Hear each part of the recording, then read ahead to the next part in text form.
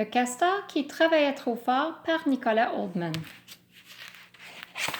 Le castor qui travaillait trop fort.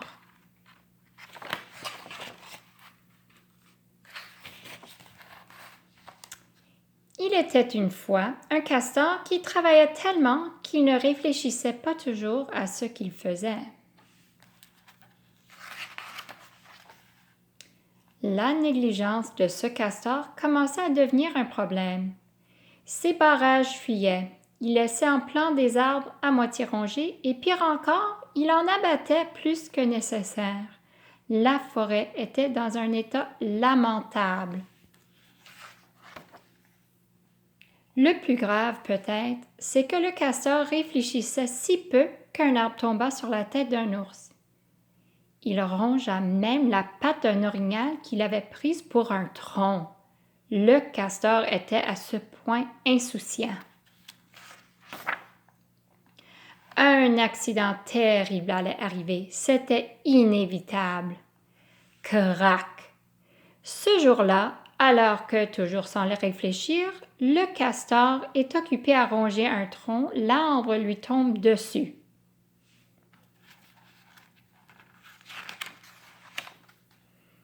Le castor se réveille à l'hôpital. Avec la queue tordue, 2 pattes cassées, 3 côtes fêlées, 4 gros bleus, 5 doigts foulés, 6 orteils croches, 7 petites coupures, 8 vilaines égratignures, 9 muscles endoloris et 10 méchantes écharpes. Il a passé toute sa vie à ronger, à nager et à construire.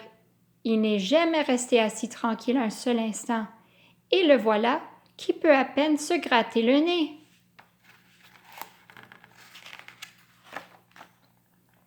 Au début, le castor ne peut rien faire d'autre que de fixer le plafond. Mais, petit à petit, il commence à aller mieux.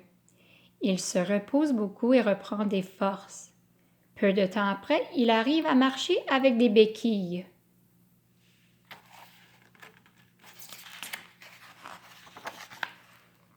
Clopin-clopant, le castor réussit à s'approcher de la fenêtre. Pour la première fois, il remarque l'état lamentable de la forêt. Les fuites de son barrage, les arbres à moitié rongés, les pansements de ses amis et une famille d'oiseaux sans abri. Il prend alors conscience de tout le travail qui l'attend. Le lendemain, le castor se lance dans un programme de réadaptation rigoureux.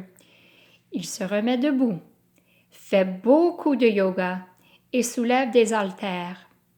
Il profite de cette période pour mettre ses connaissances à jour. Il apprend à dire « excuse-moi ». Excuse-moi. Il récupère rapidement et le voilà prêt à rentrer chez lui.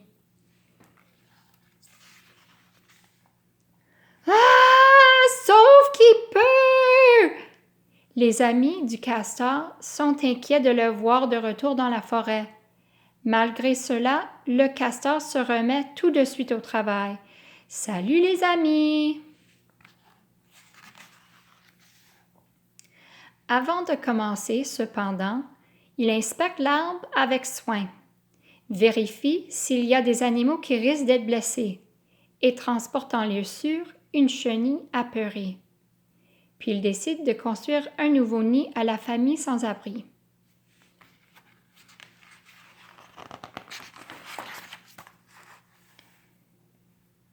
Excuse-moi les amis. Le castor s'excuse auprès de ses amis d'avoir été négligent et d'avoir causé autant de dégâts. Pour montrer sa bonne foi, il fabrique un vase qu'il offre à l'ours. Merci. Et il construit un canot pour l'orignal. J'accepte tes excuses. La dernière tâche du castor consiste à nettoyer le fouillis qu'il a fait dans la forêt.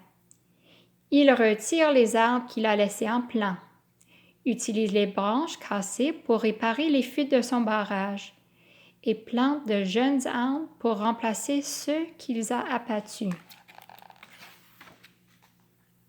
À présent, la forêt a meilleure allure. Tout le monde est plus heureux, compris le castor.